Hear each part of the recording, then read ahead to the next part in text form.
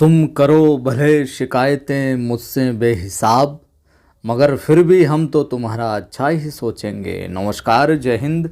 मैं हूं आपका दोस्त कवि आदि गणेश। स्वागत करता हूं आप सभी साथियों का। 2-3 दिन से ये अपनी क्लास हो नहीं पा रही थी। अपनी कबीर ग्रंथावली वाले कुछ खेत के अंदर काम की वजह से व्यस्तता थी, तो शाम वाली क्लास नहीं हो पा रही थी। तो आज से वापस इसको हम नियमित करते हैं। कबीर ग्रंथावली जो ग्रेड सेकंड हेतु स्नातक स्तर वाला पाठ्यक्रम है उसके अंदर है। जो साखियाँ उसके 5 अंग हैं, उनके अंदर ये जो साखियाँ अंगों के अंदर वो देख रहे हैं हम, जिसमें दूसरा अंग चल रहा है अपना सुमिरन को अंग, गुरुदेव को अंग हमने कर लिया पहले, और 10 पद जो है वो आगे देखेंगे। बाद में ये सभी 5 अंग हो जाएंगे।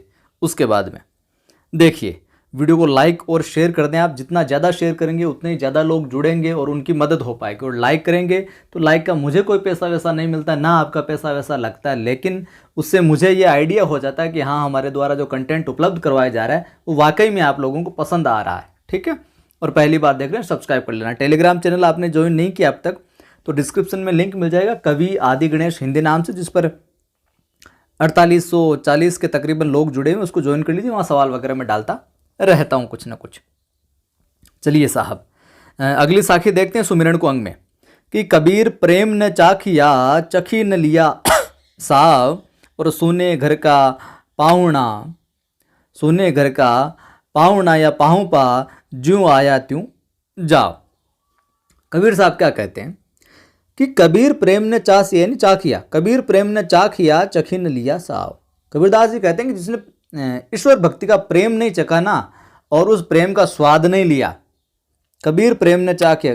कबीर साहब कहते हैं कि जिसने ईश्वर भक्ति का प्रेम नहीं चखा और चखी न लिया साव, और न उसने अगर न ही उसने उस प्रेम का, ईश्वर भक्ति वाले प्रेम का स्वाद लिया, न तो ईश्वर भक्ति प्रेम को चखा और न ही जिसने ईश्वर भक्ति के प्रेम का जो स्वाद होता है वो नहीं लिया, वो व्यक्ति किसके समान है? सूने घर का पावना ज्यों आवे त्यों जा।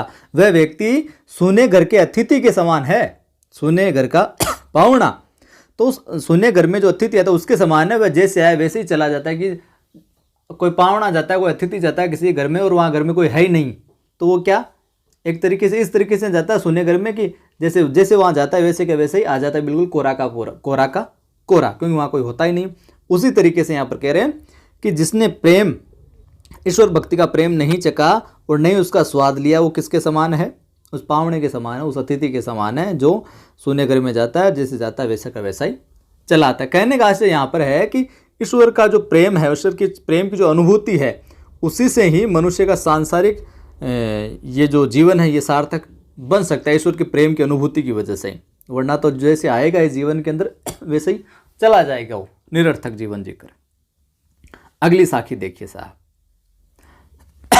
और अलंकार की बात करें तो यहाँ पर दृष्टांत अलंकार है। अगर पूछा जाए ये देखकर कि यहाँ पर कौन सा अलंकार है, दृष्टांत अलंकार। पहली बुरा कमाई करी और बोधी विष की पोट, पहली बुरा कमाई करी बोधी विष की पोट, और कोटि करम फिल फलक में जब आया हरि की वोट। पोट यानी गठरी, कोटि यानी करोड़, फिल यानी फेंक कर, ओट यानी शरण में। तो पहली बुरा कमाई करी बोधी विष की पोट, तो पहले तो बुरे काम करके मनुष्य ने जो विष की गठरी बांध रखी है। पहले बुरा कमाई करी और बौंधी विष की पोट, तो पहले तो क्या बुरे काम किए मनुष्य ने और विष की क्या गठरी है जो बांध ली। पहले तो बुरे काम किए और फिर विष की है जो उस बुरे कामों से उस जहर की गलत कामों की गठरी है जो बांध दी, मतलब बुरे कामों का पूरा पुलिंदा बांध लिया। और कोटि कर्म फिल फलक में आया हरि की ओट, और वह जब प्रभु की शरण में जाता है तब फल मात्र में करोड़ों पाप कर्मों को फेंक कर शुद्ध हो जाता है। तब जब वो प्रभु की शरण में चला जाता है, अगर कोटि कर्म फिल फलक में आया हरि की ओट, और जब वो पल मात्र में ही, क्षण भर में ही, केवल फिल पलक में, तो करोड़ों पाप कर्म जो उसने किए हैं उनको फेंक कर शुद्ध हो जाता है साहब।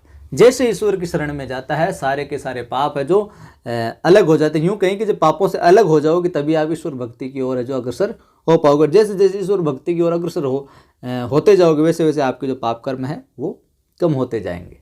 ठीक, देखिए साहब, और यहाँ पर कर्म 3 प्रकार के माने गए हैं वैसे तो, जिनमें अपने संचित, क्रियमाण और प्राणद। संचित कर्मों से मुक्ति प्रभु की शरण में जाने से ही मिलती है, ठीक। और कबीर साहब जो यही कर्म जो संचित कर रहे हैं यहाँ के लोग, उन्हीं के बारे में यहाँ पर जिक्र कर रहे हैं। अगली साखी देखिए। कोटि क्रम पेले फलक में जे रंजक अखे नाऊं, और अनेक जुग जे पुनि करे नहीं राम बिन नाऊ। ठीक है, कर्म, क्रम यानी कर्म, पहले यानी छोड़ देता है, रंजक यानी थोड़ा, पुण्य यानी पुण्य, ठाव यानी स्थान।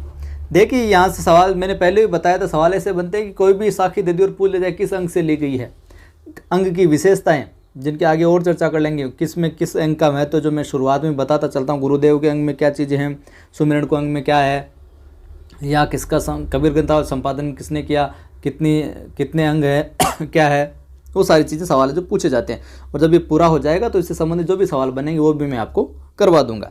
देखिए, कोटि क्रम पहले पलक में जे रंचक अखे नाऊं, अनेक जुग जे पुनि करे नहीं राम बिन ठाऊं।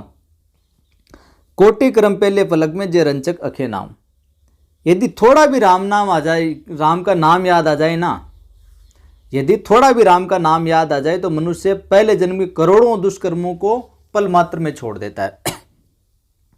कोटि कर्म पहले फलक में जे रंचक अखे नाऊं। रंचक मतलब कि अगर थोड़ा सा भी रंच मात्र भी अगर ईश्वर याद आ जाए, ईश्वर का नाम याद आ जाए, तो मनुष्य के कोटि क्रम पहले फलक में जो पहले के किए हुए करोड़ों दुष्कर्म है ना, वो भी पल मात्र में आदमी छोड़ सकता है, छोड़ देता है, यूँ समझिए आप। और अनेक जुग जे पुण्य करे नहीं राम बिन ठाओ। और यदि कोई व्यक्ति अनेक युगों तक पुण्य भी करे, लेकिन राम नाम के कहने का आशय यह है यहाँ पर कि प्रभु का नाम स्मरण मनुष्य को पापों से क्या मुक्त करता है यहाँ पर, और श्रेष्ठ स्थान का अधिकारी भी है जो बनाता है। तो अनेक जुग जे पुण्य करे नहीं राम बिन ठाओ। चाहे वो कितना ही पुण्य कमा ले, लेकिन राम के बिना उसे कहीं ठोर नहीं मिलेगी, राम के नाम के बिना उसे कहीं स्थान है जो नहीं मिलेगा। और राम का नाम लोगे और पल भर भी अगर थोड़ा बहुत भी राम का नाम आपको याद आ जाए, तो पुराने जन्म के करोड़ों जो दुष्कर्म है वो भी पल मात्र में छूट जाते हैं साहब। जी ही हरि जैसा जानिया तिनको तैसा लाभ, और ओसो प्यास न भाव जई जब लग दसे न आब। क्या कहते हैं साहब, परमात्मा को जिसने जाना उसको वैसा ही लाभ मिलता है। जे ही हरि जैसा जानिया तिनको तैसा लाभ, मतलब परमात्मा को जिसने जैसा जाना ना उसको वैसा ही लाभ मिला है।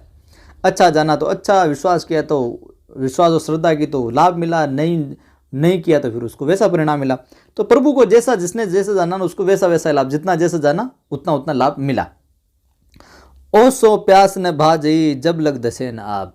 जब तक कोई प्यासा व्यक्ति पानी को नहीं पिएगा, और सो प्यास भाग गई, जब तक कोई प्यासा व्यक्ति पानी को नहीं पिएगा ना, और जब लगे दसे न आब, तब तक उसकी प्यास जो नहीं समाप्त होगी साहब। आब यानी पानी, जो आब है यहाँ पर इसका अर्थ है पानी, ठीक है, भाजीन समाप्त होता है। ओसो यानी ओस। तो परमात्मा को जिसने जैसा जाना ना उसको वैसा ही लाभ मिलता है साहब। और जब तक, जिस प्रकार आगे कहते हैं कि जिस प्रकार जब तक कोई प्यासा व्यक्ति पानी को नहीं पिएगा ना, तब तो उसकी प्यास समाप्त नहीं होगी। तो व्यक्ति को है जो इस सांसारिक जीवन के अंदर उस इंसान की प्यास कब मिटेगी, जब वो ईश्वर का नाम, ईश्वर के नाम को जानेगा, ईश्वर के नाम के महत्व को जानेगा और उसी को भजेगा। चलिए साहब अगली साखी देखते हैं कि राम पिपारा छाड़ी करी करे आन का जाप, और बेसुआ केरा पूत जूं कहे कौन सु बाय। बेसुआ यानी वेश्या, पूत यानी पुत्र। तो राम पियारा छाड़ी करी करे आन का जाप, और बेसुआ कोरा पूत जूं कहे कौन सु बाय।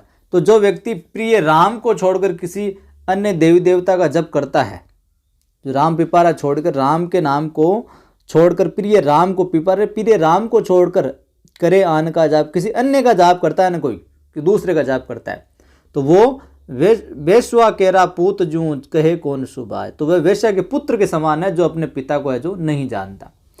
सीधी बात है साहब, कोई राम के प्रिय राम के नाम को छोड़ कोई और का ही जब ध्यान लगाता है ना, वो या लगाता नहीं किसी और के पीछे पड़ जाता है, तो वो किसके समान है, उस वेश्या के पुत्र के समान है। वो बेसुआ केरा पूत जूं, उस वेश्या के पुत्र के समान है, कहे कौन सु बा या बाप। तो जो अपने पिता को है जो नहीं जानता है। आगे बात समझ में? अगर समझ में आ रहा है तो फिर लाइक शेयर करते चलिए आप। आपको अर्थ समझना, और जो भी आपके पास में गाइड वगैरह है तो उससे आप फिर बार बार दोहरान करते रहना, पढ़ते रहना। बाकी स्क्रीनशॉट भी ले सकते हैं आप। और मैं कैसे कोशिश करूँगा, माफ़ करें, टेलीग्राम पर भी इसकी PDF वगैरह बनाकर सेट अगर हो जाती है तो वो डालने का। अगली साखी देखिए, कबीर आपस राम कही ओरा राम कहाई, और जी ही मुख राम न ऊचरे तिही मुख फेरी कहाई। कितनी कमाल की बात कही है कबीर साहब। कबीरदास कहते हैं कि व्यक्ति को स्वयं भी राम का नाम का जप करना चाहिए। कबीर आपस राम कही, कि आपस में खुद में भी राम का नाम का जाप करना चाहिए, और ओरो राम कहाई, और दूसरे लोगों से भी राम नाम का जप जो करवाना चाहिए। तो कबीर आपस राम कही ओरो राम कही, खुद भी राम राम करे और दूसरों को भी राम राम करवाए। और जे ही मुख राम ने ऊचरे तिही मुख फेरी कहाई, और जिस मुख से राम नाम का उच्चारण नहीं होता ना, उसे बार बार उच्चारण है जो करवाना चाहिए, उससे भी बार बार। जे मुख राम नाम, जो कोई भी राम का नाम नहीं लेता है तो तिही मुख फेरी कहाई, तो उसे एक बार और बोल भाई राम राम कर ले, नहीं सुना फिर राम राम कर ले। तो जो नहीं सुनता उसको बार बार है जो राम का नाम है जो आप लिवाइए, उच्चारण करवाइए। तो आज के इस वीडियो में इतना ही देखेंगे, और कल की वीडियो में हम कंप्लीट अपना जो सुमिरन को होंगे इसको कंप्लीट कर लेंगे। लाइक कर लो, शेयर कर दो सभी दोस्तों के साथ में, और पहली बार देख रहे हो सब्सक्राइब कर बेल आइकन क्लिक कर लो। फिर मिलता हूँ, जय हिंद। 3 बजे वाली क्लास नहीं देखी तो देख लीजिएगा। कक्षा 12 की जो आरोह है भाग 2 पुस्तक हमने प्रारंभ कर दिया। आज उसका पहला जो पाठ है हरिवंश राय बच्चन साहब का आत्म परिचय, और दिन जल्दी जल्दी ढलता है, ये गीत है जो करवाए हैं।